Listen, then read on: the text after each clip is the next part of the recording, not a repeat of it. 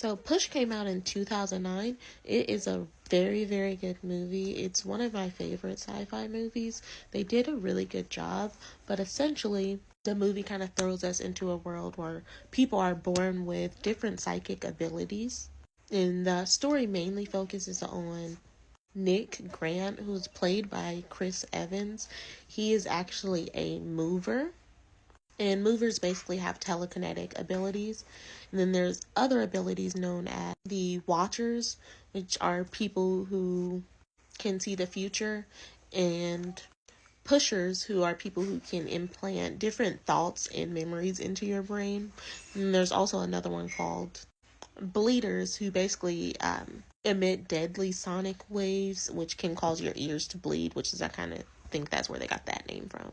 Now, the character Nick is a second generation mover, and his father was also a mover, but he was unalived by a government agency called the Division, who basically hunts down anybody with abilities and tries to control them for different military purposes.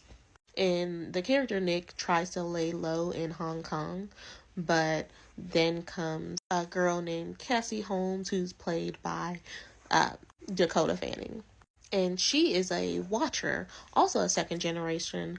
Her mother is actually locked up by the government agency.